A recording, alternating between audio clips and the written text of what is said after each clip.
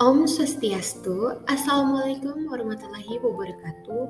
Shalom, namo buddhaya, salam kebajikan, dan salam sejahtera bagi kita semua. Halo semuanya, dalam video kali ini saya akan menjelaskan materi mengenai penanganan kelahiran anak babi.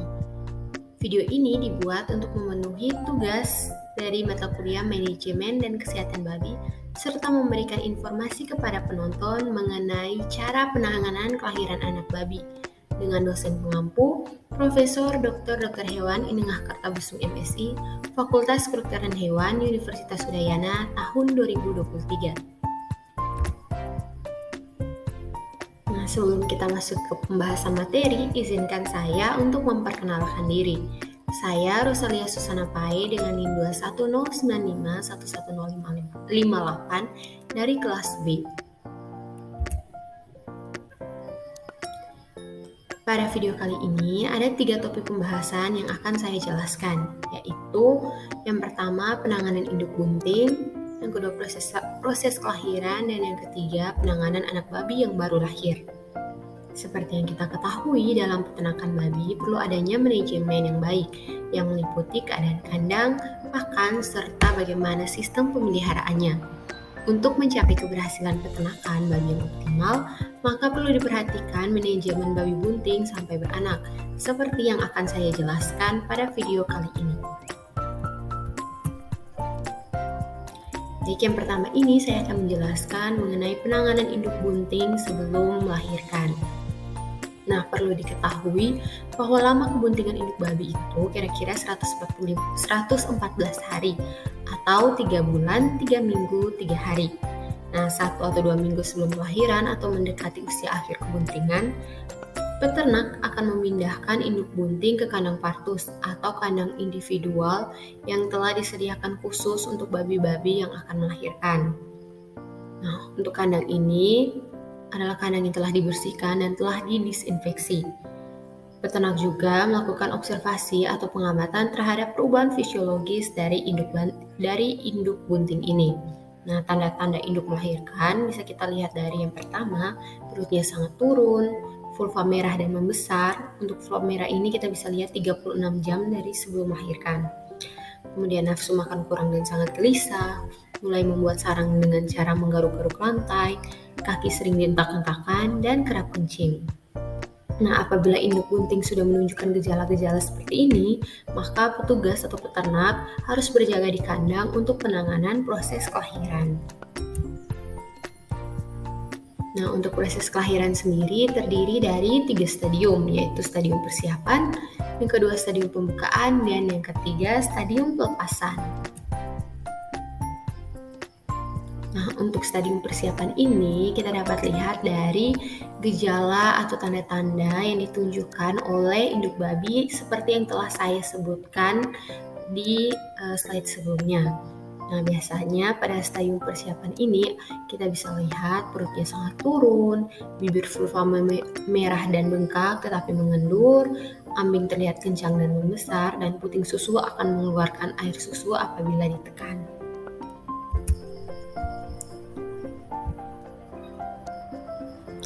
Selanjutnya ini adalah stadium pembukaan. Nah, pada stadium pembukaan ini kita bisa lihat induk babi mulai menunjukkan perilaku tidak tenang atau gelisah, tidak mau makan, kemudian kaki sering dientak-entakan dan kerap kencing. Nah, akibat dari gerakan ini akhirnya menimbulkan kontraksi rahim sehingga janin mencapai letak yang tepat untuk siap dilahirkan.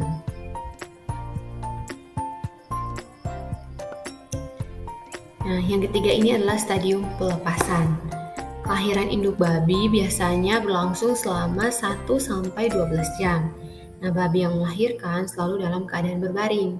Pada saat itu perlu diingat harus menciptakan situasi yang tenang supaya induk tidak terganggu.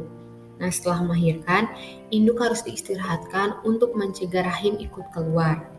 Setelah itu, plasenta jangan sampai termakan induk yang mengakibatkan gangguan di perut dan usus dan dapat mengakibatkan kanibalisme atau sifat induk makan anaknya.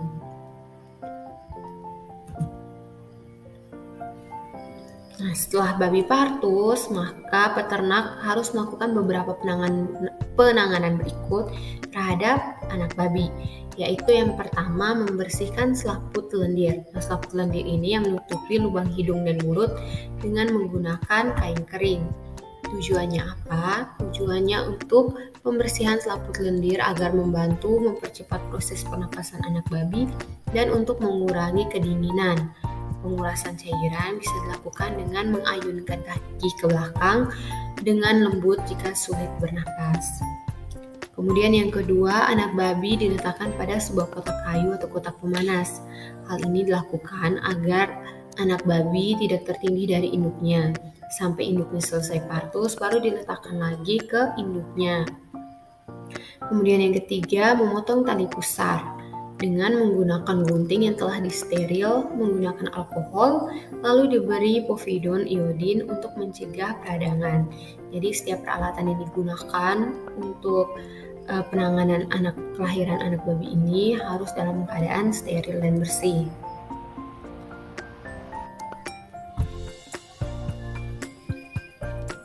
Selanjutnya adalah memotong gigi. Gigi yang dipotong ini adalah gigi caninus pada maksila dan mandibula dengan menggunakan teeth trimmer. Hal ini dilakukan untuk mencegah anak babi menggigit ambing induk sehingga tidak melukai ambing induknya. Lalu memotong ekor dengan menggunakan gunting yang telah disteril dengan alkohol lalu diberi povidon iodin untuk mencegah peradangan seperti yang dilakukan pada pemotongan tali pusar tadi. Nah, hal ini dilakukan karena pertimbangan nutrisional, kesehatan, dan teknis. Selanjutnya adalah pemberian zat besi atau Fa. Zat besi yang digunakan yaitu Verdex sebanyak 1 ml per ekor secara intramuskular.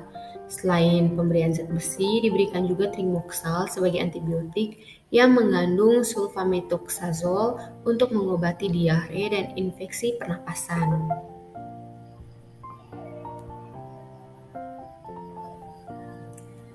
Selanjutnya adalah melakukan penimbangan berat badan pada masing-masing babi yang baru lahir untuk mengetahui berat badan lahir dari anak babi tadi. Lalu yang berikutnya adalah mendapatkan kolostrum atau susu pertama. Ini merupakan hal yang penting juga nih. Jadi setelah kelahiran selesai, anak babi dilatih untuk menyusui dengan cara mendekatkan anak babi ke puting induknya. Kemudian memberikan tanda atau nomor. Nah, pemberian tanda atau nomor ini dilakukan dalam waktu 24 jam setelah lahir.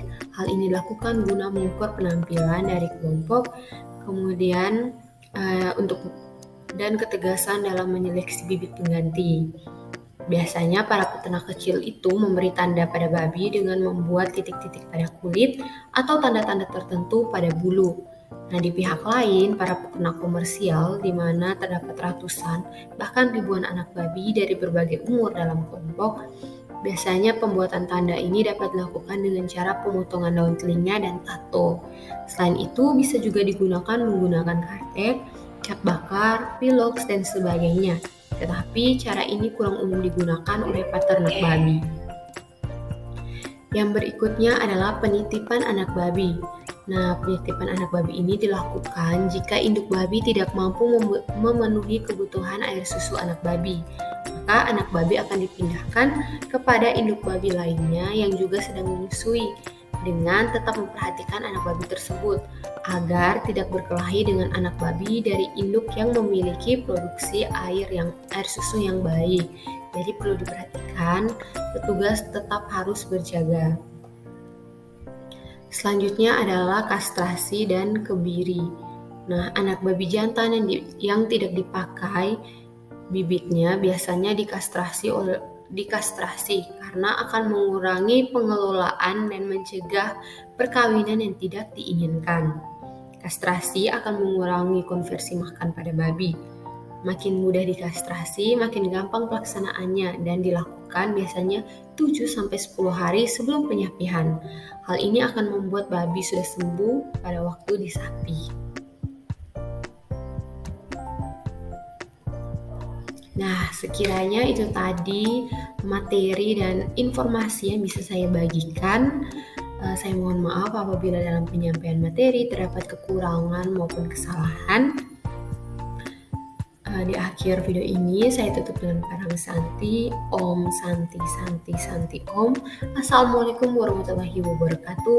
Shalom, namo buddhaya, salam kebajikan dan salam sejahtera bagi kita semua.